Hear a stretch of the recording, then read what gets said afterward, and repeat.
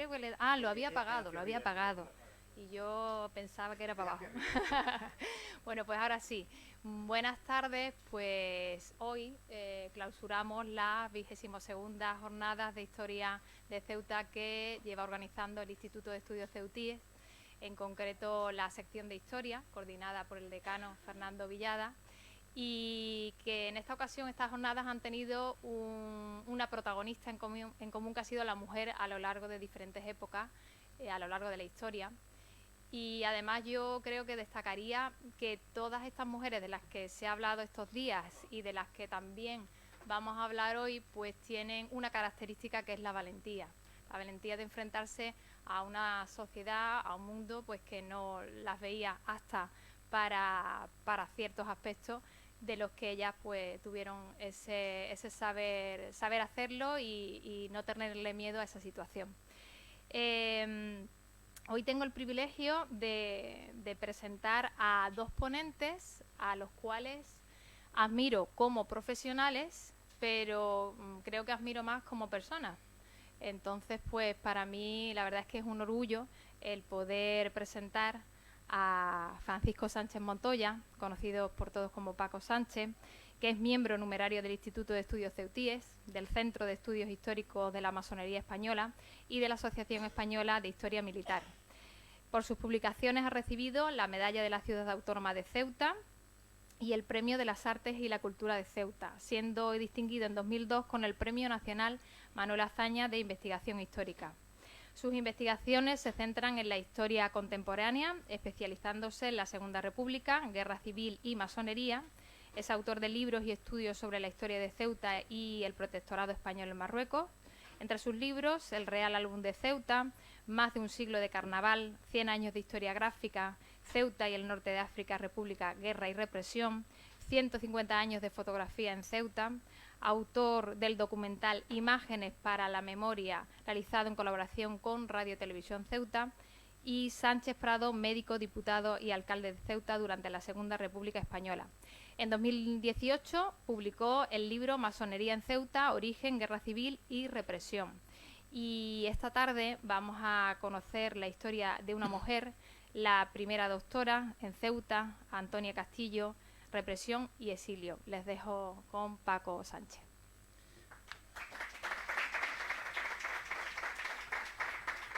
Muchas gracias. ¿Se escucha? Sí, perfecto, muy bien. Muchas gracias, Laura. Gracias por la palabra tan cariñosa. Bueno, y también dar las gracias en principio al Instituto de Estudios Ceutíes por haberme invitado a esta jornada dedicada al feminismo. La verdad que es un honor el poder participar. En primer lugar, como ha dicho ella, el título de la charla mía iba a ser centrado solamente en la doctora Castillo.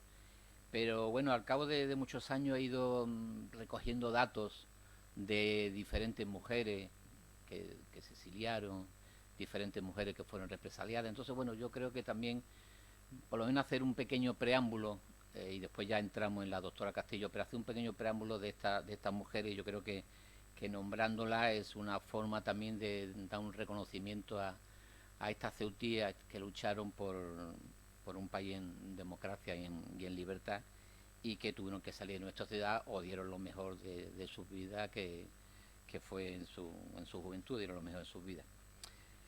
Pues en este 2019 se cumplen 80 años del éxodo de la España vencida, inicialmente hacia la frontera francesa y, como todos sabemos, después muy pronto hacia otros destinos europeos, africanos y americanos. Entre estos exiliados y exiliadas se encontraba la doctora ceutí Antonia Castillo Gómez, de la que tenemos bastante documentación, afortunadamente. Pero también partieron hacia el exilio otras muchas ceutíes de las que apenas sabemos nada, solo algunos datos sueltos. Pero como he dicho anteriormente en mi introducción, es bueno que sirva este recordatorio de sus nombres como reconocimiento a su compromiso con la democracia española. Como por ejemplo, ahí tenemos, estas son las fichas que hacía el gobierno de la República de México cuando entraban en el país las exiliadas, ¿eh? Entonces, bueno, ahí tenemos, como recordatorio, traemos aquí a Amalia Barreto Esquerra, de 46 años. Esta embarcó en Francia en el barco Sinaía. Después tenemos en este mismo barco, desde Francia, a la maestra ceutí María Luisa Fernández Gavarrón, de 29 años. Desembarcaron tanto una como otra en Veracruz en junio de 1939. La llegada de este primer buque en 1939, cargado con más de 1.500 refugiados republicanos, marcó el inicio de la llegada masiva del exilio español a México. Aquí tenemos otras fichas de otras ceutíes. Otras pudieron salir de Ceuta hacia el protectorado, seguramente desde Tánger, hasta que fue tomado Tánger, y después ya pasaron a Casablanca. Como por ejemplo aquí tenemos a Amanda Zarzuela Lázaro, de 20 años, de profesión modista, embarcó junto a su familia en el buque portugués Niassa. Este buque fue contratado por el gobierno de la República en el exilio y algunas asociaciones de apoyo a los exiliados. También en este mismo barco, tenemos constancia de más ceutíes, como por ejemplo la maestra nacional, Emilia Salvadores Izquierdo. Esta profesora, en aquella época las mismas maestras eran propietarias de su escuela. Esta era propietaria de su escuela, la número 13, tal como se indica en su expediente. Fue depurada y, bueno, afortunadamente pudo salir de Ceuta, salvar la vida, y tras una dura travesía llegaron todos ellos al puerto mexicano de Veracruz en mayo de 1942. Aquí tenemos otra ceutí, ahí tenemos ya a Manuela Arrabal Castañeda, ya una mujer bastante mayor, de 65 años, de profesión pone ama de casa, y desembarcó también en Veracruz. Aquí tenemos otra, que es Blanca Postigo García, desembarcó en mayo de 1942, tenía 55 años y también de profesión ama de casa. La siguiente, María del Carmen Díaz Romero, de Segura, también ama de casa, de 29 años, natural de Ceuta, por supuesto, pero residía en Tetuán durante la Segunda República y llegó en 1947 a Nuevo Laredo, a México. También la tenemos la siguiente, que es Carmen Rosado Figueroa.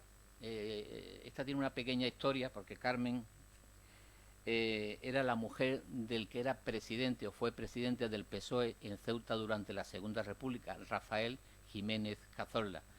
Recordemos que Rafael Jiménez Cazorla, en la tarde del 17 de julio, él trabajaba en telégrafo, y tras enterarse de que el golpe militar estaba en marcha en Melilla, habló con el presidente de la Junta de Aeropuertos, Piñuales. Cogieron un coche, cogieron un chofer sin que el chofer supiera nada, tal y como he leído en el Consejo de Guerra, sin que el chofer supiera nada. Tanto Rafael Jiménez Cazorla, como digo, presidente del PSOE en Ceuta, y el presidente de la Junta de Aeropuertos, le dijeron al chofer que lo llevara a Tánger. El chofer no sabía nada, lo llevó a Tánger y pudieron pasar perfectamente. Todavía el Bosch, donde estaba la zona fronteriza, no estaba cortada, pudieron pasar a Tánger, y al chofer le explicaron lo que había, y el chofer se volvió, y ya estaba cortado la aduana del Bosch, y el chofer lo pasó mal el hombre. Y entonces, bueno, de ahí de la declaración del chofer donde he sacado todos estos datos, y ya ellos, bueno, se quedan en Tánger, Rafael Jiménez Cazorla y el presidente de la Junta Obra del Puerto. Sus vidas terminan en México en el año 56. Fallece tanto el presidente del PSOE, Rafael Jiménez Cazorla, como su mujer, en la década de los años 50. Por aquí tenemos, este es un artículo, en una entrevista que le hice a esta señora Diana, porque aparte de que se fueron muchos al exilio mexicano y en Francia, bueno, algunos datos que tenemos, porque desgraciadamente seguro que fueron muchísimas más mujeres las ceutíes que se fueron exiliadas. Pues como digo, también algunas se fueron a Rusia, como fue este caso, que se llamó, bueno, en aquel entonces aquellos niños eran los niños de la guerra. Nos referimos, como digo, a Diana Bermúdez. Su padre era José Luis Bermúdez Reina de Madariaga, era un reputado capitán aviador. Durante 1933, su padre fue delegado del gobierno de la República en Ceuta y tuvo el honor de recibir al presidente de la República, Niceto Alcalá Zamora, que ahí está la imagen del puerto de Ceuta, llegando en noviembre de 1933 a nuestra ciudad el presidente de la República. El 15 de agosto de 1936 fue sacado de la fortaleza del Monte Hacho y asesinado en la vía pública. Pero aquí tenemos otra imagen del presidente de la República en Ceuta. Ahí está Victorio Goñalón, ahí está Mena, ahí está Pulido, en fin, ahí están personajes. Y el que está detrás con el sombrero es el delegado del gobierno, el padre de Diana. Pues digo, como digo, al proceder de una familia con recursos, el abuelo paterno de Diana era teniente general y su abuela, familiar del escritor Salvador de Madariaga, consiguen que se realice un intercambio en la frontera con Tánger. Puede salir de Ceuta y esto está organizado por la Cruz Roja Internacional. Diana y su hermana terminan camino de la URSS y no volvería a España hasta la década de los años 50. Vive actualmente en el pueblo valenciano de Albatera. La verdad que la entrevista que yo tuve con ella, que le he puesto anteriormente, la democracia, nuestra democracia le debe mucho a estos exiliados, a estos niños que se fueron. Ella me contó las muchísimas penurias que pasaron en la URSS y después las muchísimas penurias que pasaron cuando volvieron a España, que no fue reconocida por ninguno de los gobiernos, apenas recibieron subvención. En fin, ella vive en una barriada, como digo, en Albatera, humilde. En fin, es la verdad que parece mentira que nuestra nuestra democracia se haya olvidado de estos hombres y mujeres que fueron al exilio. En fin, tampoco tenemos que olvidar a las sindicalistas de la CNT, Isabel Mesa, que es la que tenemos aquí en la imagen, que pudo salir de Ceuta, luchó en la guerra civil y terminó sus días en Valencia desarrollando hasta su muerte compromisos sociales a favor de la igualdad de la mujer. Tendremos que continuar investigando, la verdad, para sacar a la luz muchas más historias de mujeres ceutíes que partieron hacia el exilio. Pero también tuvimos a otras ceutíes que las fuerzas sublevadas no le dieron la posibilidad de poder exiliarse. Y sufrieron largas condenas, incluso 2 fueron pasadas por las armas, como la sindicalista Antonia Céspedes Gallego, sindicalista de la UGT, más conocida, cariñosamente conocida como la Latera, que fue sacada en la madrugada del 21 de enero de 1937 de la prisión del Sarchal y asesinada por un conocido falangista de Ceuta. No podemos decir su nombre porque no tenemos pruebas de que fuera él, ¿no? Pero yo me entrevisté con su hija hace ya muchísimos años y me daba señales de quién era asesino, pero no. En fin, un conocido falangista que está en la mente de todos más o menos de los que estamos aquí. Y la otra mujer ejecutada en nuestra ciudad fue la maestra Esther Serolla en mayo de 1937, en el Hacho. Además, curiosamente, yo no sé si le he contado alguna vez o no, pero curiosamente esta maestra Esther Serolla que apareció en Ceuta, hay una historia ahí, la verdad que no he podido encontrar su consejo de guerra, no hay documentación para poder sacar, en fin, por qué estaba en Ceuta. Fueron detenidos él y el marido, y los dos fueron fusilados. Bueno, pero refiriéndome a ella, a Esther, fue fusilada en el Hacho sentada en una silla. ¿Y por qué? Bueno, yo he leído unas memorias, no me han autorizado ni a publicarla ni a decirla, pero el dato sí lo puedo aportar. Y entonces en esa memoria se indica que Esther estuvo en la fortaleza del Hacho durante toda la noche llorando porque la iban a fusilar. Y entonces, bueno, pues parece ser que para tranquilizarla, el médico que estaba en el hospital del Hacho, en la prisión del Hacho, pensó, dice, bueno, si a esta señora yo le pongo una inyección bastante potente, se puede quedar dormida, puede quedarse dormida 2 o 3 días o un día, y puede ser que la ejecución no se lleve a cabo. Eso hizo el médico, le puso una sobredosis de tranquilizante, se quedó dormida y efectivamente.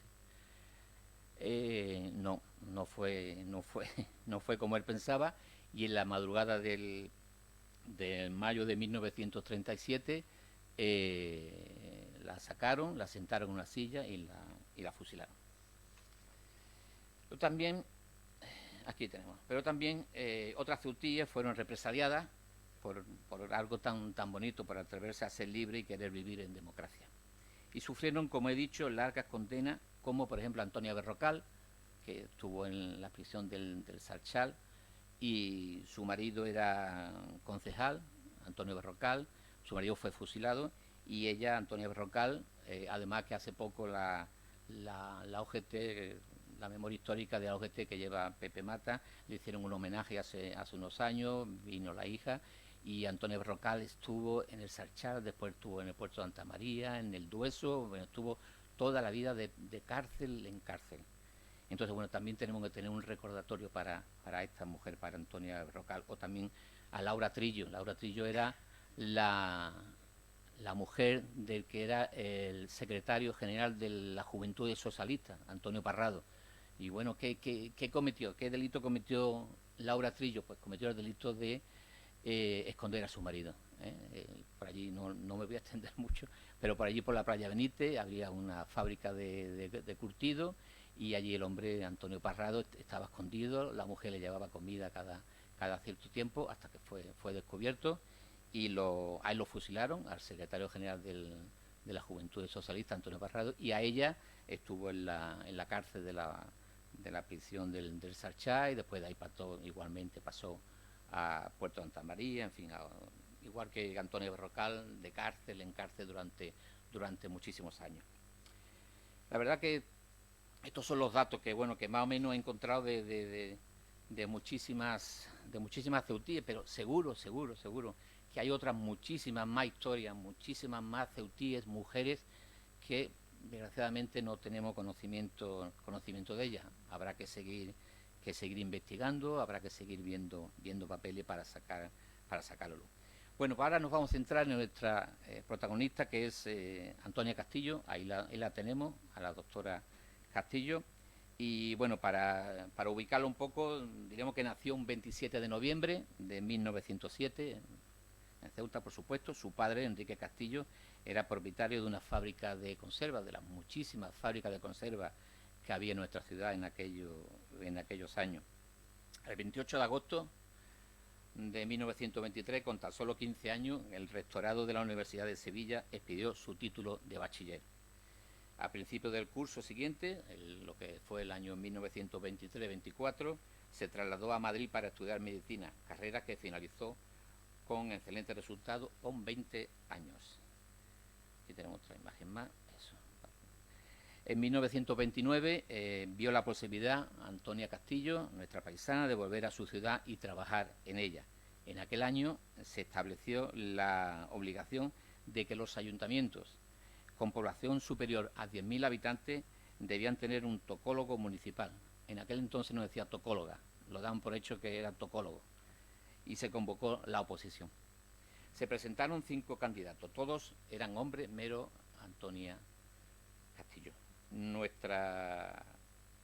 Los que se presentaron eran Sánchez Prado, Lorenzo Trujillo, Marcial Gómez y Juan González.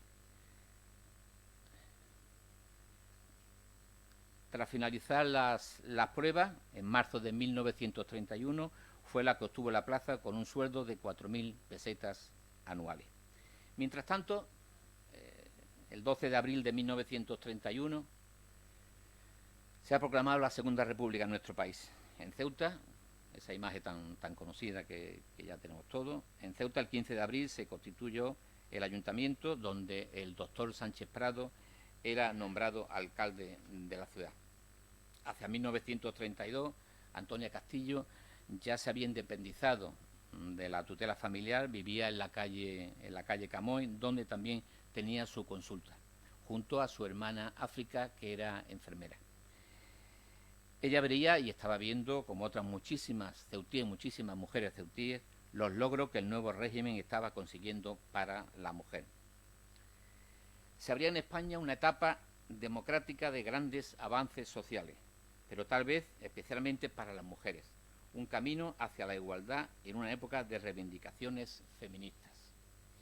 El 9 de diciembre de 1931 el Congreso aprobó la Constitución con un texto bastante avanzado, donde encontramos, por ejemplo, el artículo 25, que cita expresamente la igualdad de todas las personas independientemente de su sexo. A partir de la igualdad proclamada en la nueva Constitución, la mujer ocupa espacio de poder reservado hasta el momento exclusivamente a los hombres. En las primeras elecciones a Cortes Constituyentes de junio de 1931 fueron elegidas a través del sufragio pasivo bastantes mujeres, aunque no podían todavía ser electoras. Durante estas Cortes Constituyentes y antes incluso de aprobarse la Constitución, tras un intenso debate en la Cámara y la gran defensa, ahí tenemos en la imagen de Clara Campoamor, se aprobó el 1 de octubre de 1931 el derecho al sufragio femenino, que pudieron ejercer las mujeres por primera vez en las elecciones generales de 1933. El 11 de marzo de 1932 era promulgada la primera ley del divorcio en España. La mujer adquiere, como he dicho, un papel dinamizador de las luchas sociales. Y dado el compromiso de nuestra protagonista, de la doctora Castillo, con los ceutíes, más humilde y siguiendo ese protagonismo que la mujer estaba alcanzando durante la República, intervino en 2 ocasiones en la Casa del Pueblo. Aquí tenemos una de las conferencias que dio la Casa del Pueblo. Recordemos que la Casa del Pueblo se acaba de poner por parte de la OGT una placa conmemorativa. Estaba en la calle Agustina de Aragón, la Casa del Pueblo. Pues ella intervino allí en dos ocasiones. Las 2 ocasiones, que tenemos las 2 fotos gracias a nuestro amigo Fernando Rodríguez, que las 2 ocasiones siempre ella dedicaba, y muy importante esto, y por eso lo recalco, no estaba dando ningún mitin, estaba hablando a las mujeres de los obreros. Una vez dio una conferencia sobre el seguro de maternidad y otra ocasión también sobre la salud en la mujer. Esta imagen es muy llamativa y ahí verán los nombres, porque esta foto está sacada de un consejo de guerra y esos nombres, esos números significaba pues que iban a ser como mínimo detenidos y muchos de ellos ejecutados. Ahí vemos a Becerra, ahí vemos, por ejemplo, el primero que yo tengo aquí a la izquierda de blanco, que parece García Lorca, es Salvador Pulido, de la familia de los Pulidos, Becerra, Liñán, en fin, hay bastante gente conocida en la casa del pueblo. Siempre, como digo, hablando de temas relacionados con la salud, a las mujeres de los obreros. Tenemos la otra imagen que se ve todavía mejor. Ahí ven abajo en lo que es el público, son mujeres y niños que están escuchándola a ella. Esta otra imagen también preciosa de nuestra Casa del Pueblo. Ahí están las mujeres y los niños escuchando a la doctora Castillo hablando del seguro de maternidad. La joven doctora se casó en enero de 1936 con Luis Abad Carretero, un catedrático de filosofía destinado en el Instituto Hispano-Marroquí. Está la imagen del Instituto Hispano-Marroquí. Esto estaba por la calle Beatriz de Silva, por ahí andaba. En el Instituto Hispano-Marroquí y presidente de Izquierda Republicana en Ceuta. Aquí tenemos otra imagen también del Instituto Hispano-Marroquí y ahí tenemos, ese en 1932, en la visita del ministro de Instrucción Pública, Fernando de los Ríos. Ahí vemos al general Cabanella y a la izquierda del general Cabanella, ahí vemos al doctor Sánchez Prado, que por aquel entonces era diputado en esa visita de Fernández de los Ríos. Tal vez, no lo sabemos, tal vez ahí esté la doctora Castillo y tal vez también puede ser que ahí estuviera su marido, el Luis Carretero Abad, pero la verdad que yo lo he intentado localizar, pero no ha sido posible. Bueno, pues todos son parabienes para los dos, preparando su futuro, preparando nuevas ilusiones, nuevos proyectos, pero todo cambió. Y en la tarde del 17 de julio de 1936 llegaron a Ceuta rumores de que las tropas se habían sublevado en la vecina ciudad de Melilla. La doctora Castillo comenzó a preocuparse por las consecuencias del golpe militar, principalmente para su marido, por ser un dirigente político. Recordemos que era presidente de Izquierda Republicana desde enero de 1936. Con anterioridad el presidente de Izquierda Republicana en Ceuta era el abogado Fossati. Afortunadamente, Luis no estaba en Ceuta, estaba en Madrid en ese instante, el 17 de julio del 36. El 21 de julio, bueno, esta imagen que tenemos aquí, por ponerle una fecha y catalogarla, ahí tenemos la llegada del general Franco a Ceuta. Esa foto es del 19 de julio de 1936. Franco acaba de aterrizar en Tetuán, en el aeródromo de Saniarrame, y se dirige a nuestra ciudad, y a continuación pues sale al balcón y se dirige a los ceutíes, en fin, explicando qué es lo que va a pasar. La siguiente imagen, ahí está. Conforme pasan, como estaba diciendo, el 21 de julio de 1936 marcó el inicio de las ejecuciones sumarísimas y los temibles paseos. Conforme los días pasaban, la doctora Castillo pudo advertir que las detenciones y los fusilamientos sumarísimos eran constantes, así como las depuraciones de funcionarios. Muchos de sus compañeros de profesión que habían participado en la vida política de la ciudad sufrieron esta dura represión, como por ejemplo el doctor Sánchez Prado, alcalde y diputado de nuestra ciudad, que fue fusilado el 5 de septiembre de 1936 junto a 3 vecinos de la barriada del Sarchar.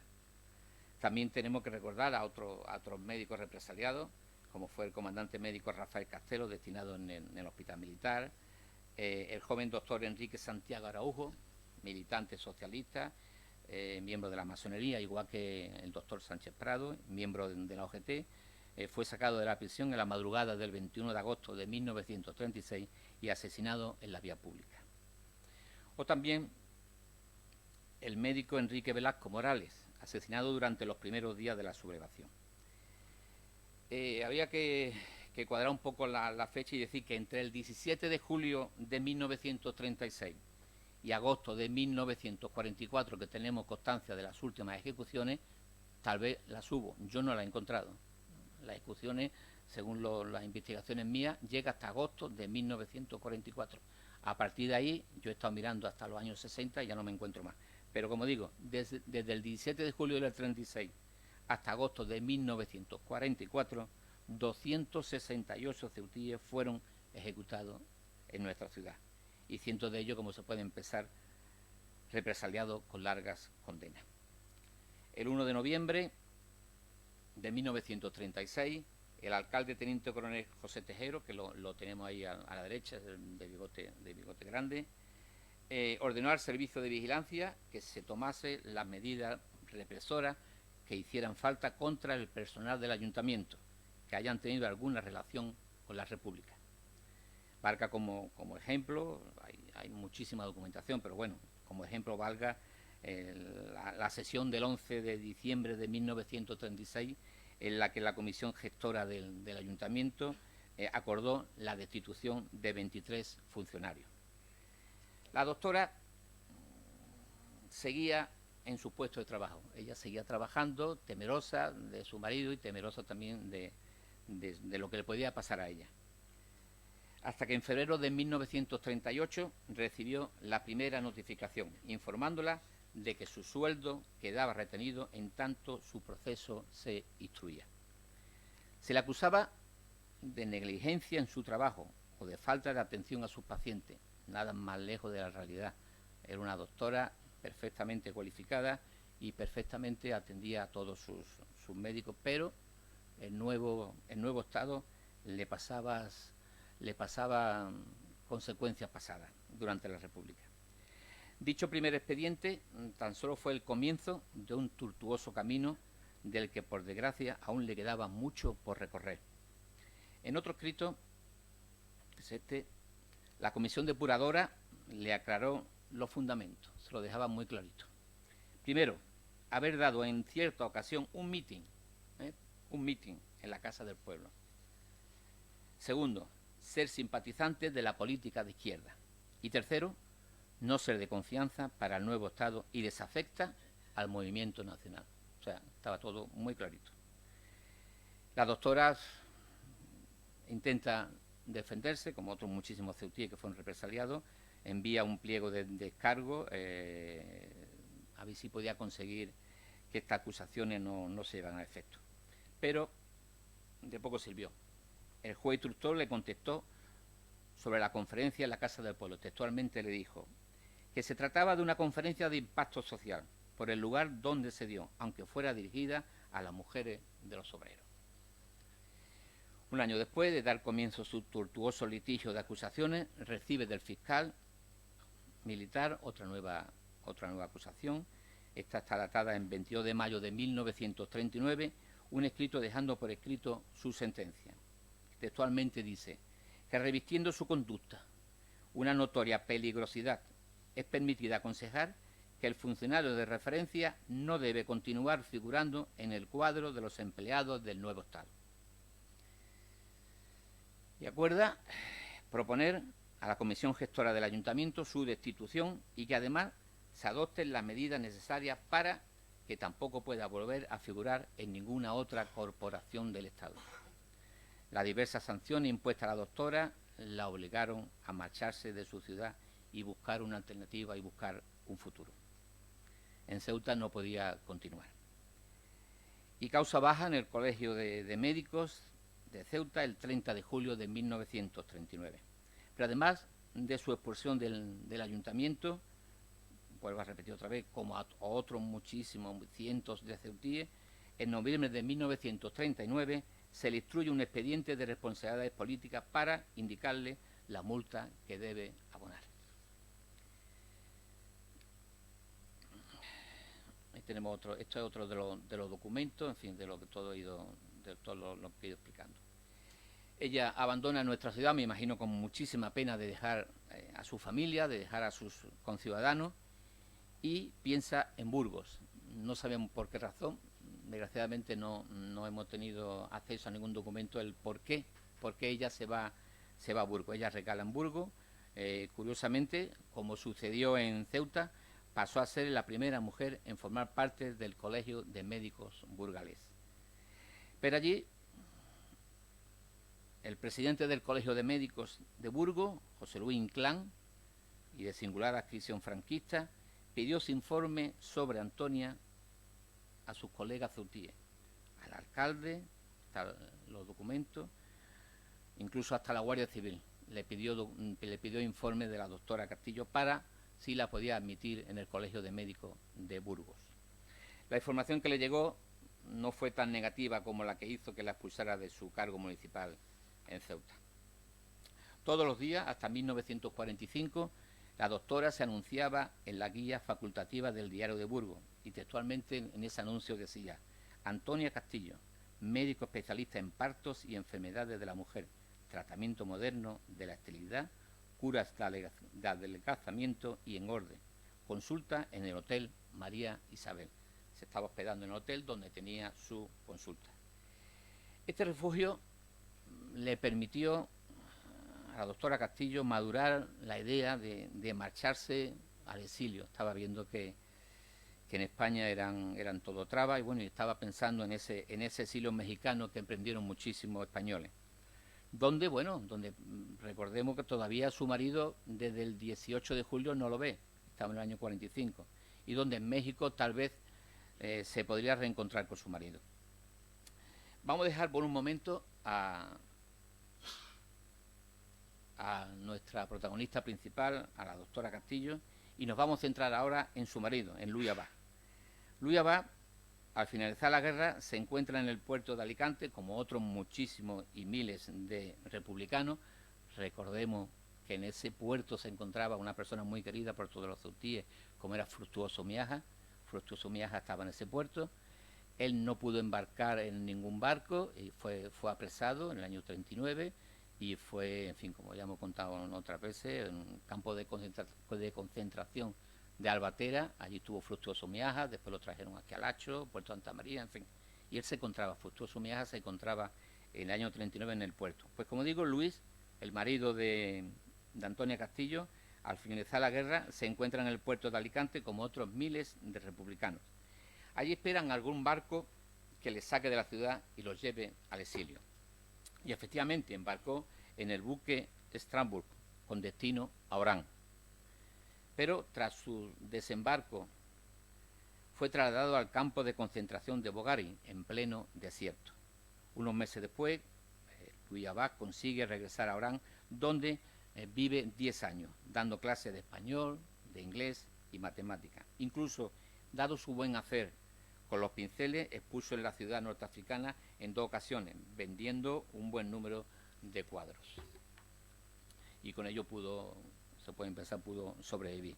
A comienzos de 1950, Louis Abad pudo ir a Francia, reunir algún dinero y poder trasladarse a México, donde le espera la doctora Castillo.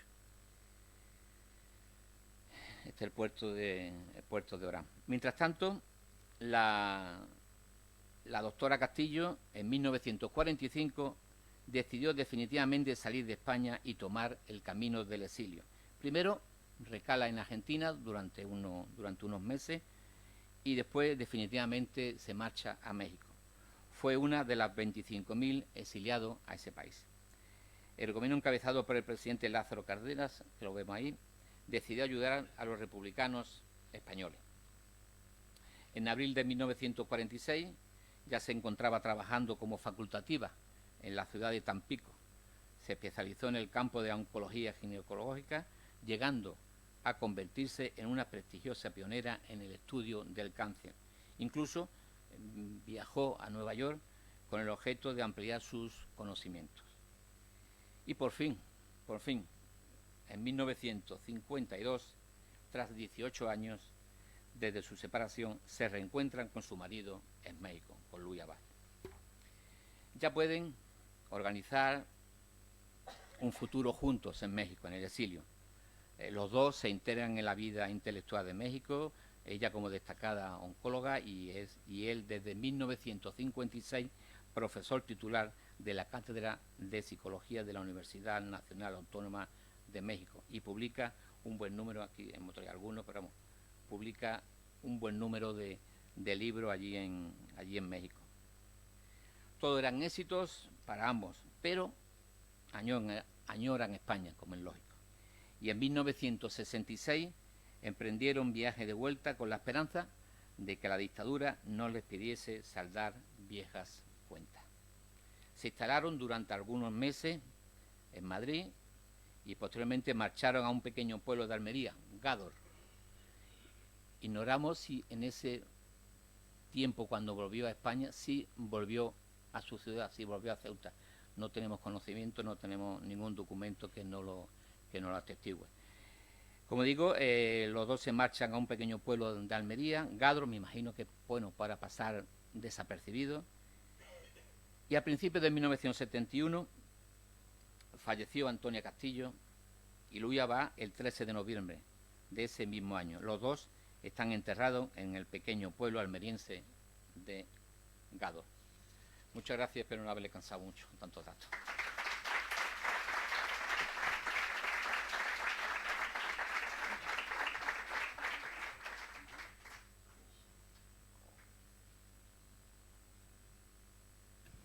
Bueno, tras esta impresionante y excelente narración de otras mujeres y en concreto de la doctora Antonia Castillo, llega el turno de las preguntas, a ver si se pueden resolver. Okay. Si alguien quiere hacer alguna pregunta, por aquí.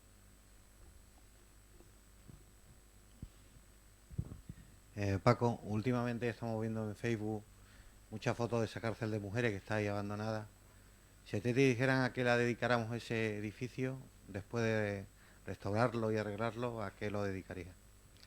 Sí, la verdad que sí, que está aquello, la cárcel de mujeres está de pena, está que se cae. Parece ser que hay un proyecto para acondicionarla y llevarla a cabo una restauración. Bueno, podía ser, no estaría mal tener allí un reconocimiento a las muchísimas mujeres que pasaron por esa cárcel y pasaron tantas penurias, ¿no? Sobre todo un recordatorio para futuras generaciones, para que las generaciones futuras pues sepan que la democracia que tenemos no la han regalado. La democracia que tenemos, hubo muchísimos ceutíes y muchísimas mujeres ceutíes que dieron lo mejor, dieron sus vidas por esta democracia, ¿no? Entonces, bueno, pues podía ser también un recordatorio allí en ese lugar de qué pasó a partir del 36 para que se sepa, que las futuras generaciones no lo olviden nunca. ¿Alguna otra pregunta más?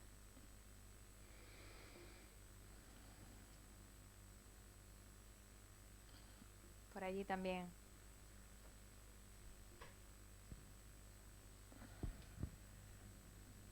Muy buenas. Yo ante todo quiero felicitar, aunque llego un poquillo más tarde, al conferenciante al cual quiero y admiro. Y como acabas de decir, lo necesario para las generaciones futuras, quitando los 4 que se acaban de ir porque tenían particulares, aquí tienes a 13 o 14 nenes que son de bachiller, que son bachilleres y bueno, le hemos dedicado este par de días a nuestro periodo a finales de la Segunda República, a principios del levantamiento nacional, a la figura de Antonio Castilla y por supuesto también a Luis Abad, que además ellos son herederos del Instituto Hispano-Marroquí. Como alumnos de la Vila, sabes que heredamos el masculino y tenemos su expediente. Entonces también se sentían orgullosos de que un docente de la institución a la cual pertenecen y su esposa pues formaran parte de ello. Entonces yo, más que pregunta, decir que bueno, que aquí tenemos a muchos jóvenes que están preocupados por su historia, por conocerla y aprender de ella. Muchas gracias, David. La verdad que sí, que es bueno que tanta gente joven asista a esta charla, ¿no? Que siempre la juventud puede decir, qué rollo, nos van a alargar ahora que... En fin, yo intento siempre hacerla amena, intento sacar imágenes para que siempre la imagen contribuya, en fin, y lo intento, no sé si lo logro, pero por lo menos lo intento. Y la verdad que sí, que es importante que se sepa, porque muchas veces en los libros, actualmente puede ser que ya vengan, pero mi generación en los libros no venía una parte de nuestra historia, ¿no? Afortunadamente ya nuestro país ha cambiado y en fin y ya se puede visionar otra parte de nuestra historia, ¿no? Y sobre todo también marcar, yo muchas veces cuando participo en alguna jornada, algún congreso a nivel nacional fuera de nuestra ciudad, siempre lo recalco, digo, a ver, que la guerra no empezó el 18, el golpe militar no empezó el 18 de julio, empezó el 17, Ceuta, Melilla y Protectorado fueron cerca de 1000 personas las que perdieron la vida, las que fueron fusiladas.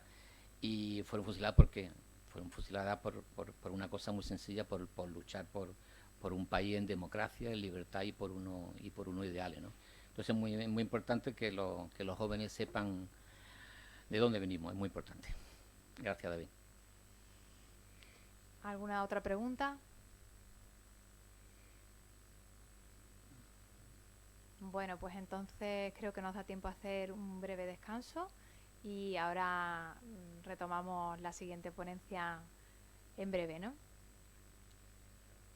La hora no la tengo. ¿Dónde la tengo? Ah, sí. La hora prevista es a las 7:30. Lo que ocurre, como no tengo reloj, no sé exactamente en qué hora estamos ahora mismo. Y cuarto. Bueno, pues a las 7:30 empezamos la siguiente ponencia. Muchas gracias. Muy bien, gracias.